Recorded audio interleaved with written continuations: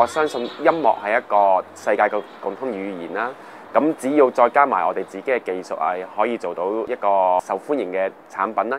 就係憑住呢個信念，周建宏08年成立科韻動力。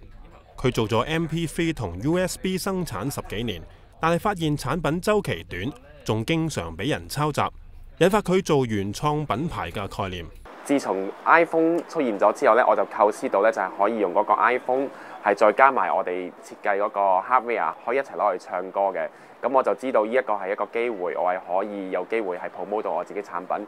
周建宏希望利用 iPhone 建立一個既聽得又唱得嘅互動卡拉 OK 音樂平台，最後成功向蘋果電腦取得牌照，成為全球第一間推出 iPhone 卡拉 OK 音樂娛樂平台嘅公司。有啲更加新嘅 technology 去做到嘅產品呢，我相信就有機會係將我哋香港嘅品牌可以推廣到全世界啦。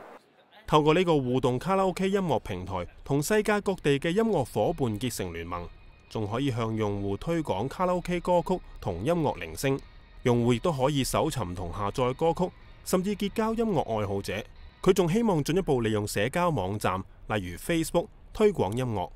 創業係好多年青 IT 人嘅夢想。香港市場信息流通好快，加上同國際接軌，喺開發電子科技產品方面有住好大嘅優勢。ESL 專注開發電腦硬件，呢個掌上電腦體積同 iPhone 差唔多，功能結合手機、電腦同互聯網，而且仲係開放平台，應用範圍廣，從電子詞典、相框，甚至可以融入智能家居系統入面。咁譬如好多燈掣啊、電視機嘅控制啊、Universal Control 啊，就全部可以用呢個Tablet PC 做晒㗎啦。屈國良10幾年前開始建立自己嘅科技公司，佢話香港係國際城市，對國際科技產品需求嘅趨勢好敏感，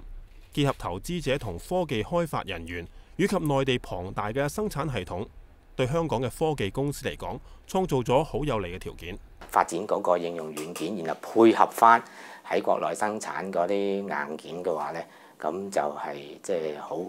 變咗叫做倚天劍再配呢個屠龍刀，咁就呢個雙劍合璧，咁就一定係即係好成功㗎啦。香港而家唔少科技公司都曾經利用科學園或者半官方機構推動嘅科培計劃發展新技術，而近年科學園更進一步引入創投基金，協助科技公司融資，令到佢哋更容易咁揾到外國投資者。而香港人口密集，為一啲要處理龐大信息量嘅，例如八達通、馬會投注或者網上銀行嘅應用系統，創造咗有利嘅條件。香港嘅優勢就係不嬲咧，都係喺應用軟件嗰方面嘅。你有咩地方咧係可以有成幾百萬人喺同一個時間走去投注，同一個時間走去呢個銀行嗰度提款？呢一個咁樣嘅經驗嚟講咧，就係令到我哋咧有好多人咧，其實咧就係即